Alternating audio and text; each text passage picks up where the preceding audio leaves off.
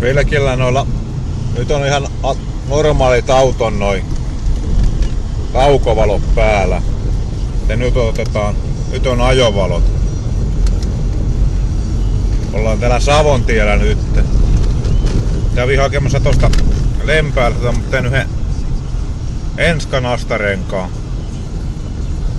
Muutaman kuukauden ajettu ja rupee vetämään tää ikkuna huuru, kun pistin jalkoihin vähän lämpöä. Niin täällä on ulkona 23 pakkasta.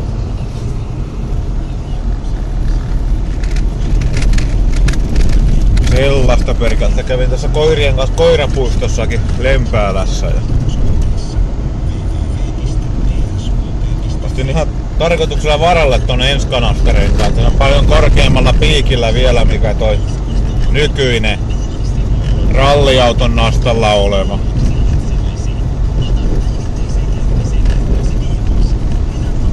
Ei oo ikinä ollut ennen tämmöstä Enskan astaa, niin kun toi ralliauton astakin pitää ihan tautisesti. Ja toi on täydellä nastoituksella toi takarengas. Siinä on kaikissa nappuloissa nastat. Ja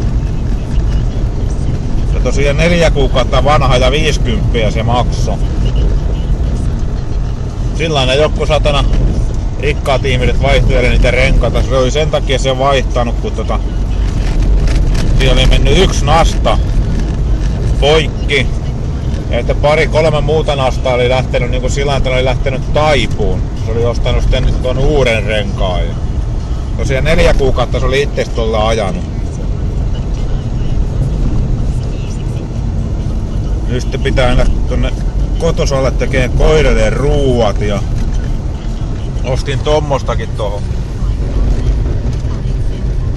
muumia. Tänään olisi muumipäivä. Tuossa menee hieno, tuossa mistä menee nää Kaarinan polut ja Pirkitan, onko se Kaarinan polku vai Pirkitan polku, niin ja pääsee ihan tuosta mettäautotietä pitkin tuonne Kangasalle saakka. Ei tarvitse mitään Kaarinan polkua eikä mitään ajaa, siinä menee hieno semmonen mettäreitti. Vittu se nousee vaan toi pakka, nyt se on jo 24. Enkä oo muuten kertaakaan käyttänyt vielä tänä talvena roikassa tota autoa. Ja aina on lähtenyt hyvin käyntiin. Toissa se tietysti eihän se hyvää tee, kun näillä pakkasilla lyö ton auton käyntiin, mutta hyvin on kumminkin lähtenyt. Toinen on vähän turhauttavaa, kun on työmatka sen 3 kilometriä. Niin sen kun ajaa autolla, ei se ehdi paljon lämpiä siinä, mutta mä teen se lataan pienen semmoinen ylimääräisen lenkin aina, niin se vähän ehtii enemmän lämpiä.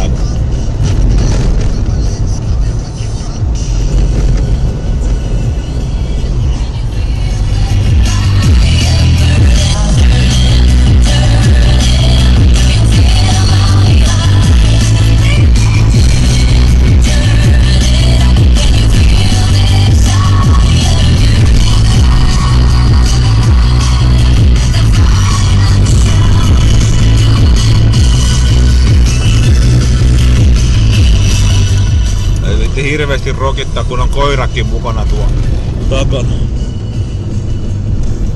En tiedä näkyykö siihen mitään. En viitti itse ruveta kyttää tonne taakse, mutta tuo on vielä ojassa täällä.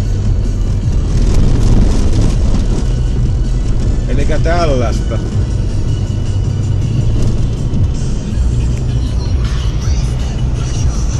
Vittu kun mennäs tulla paskaa! Tuli joku hullu autolla vastaan.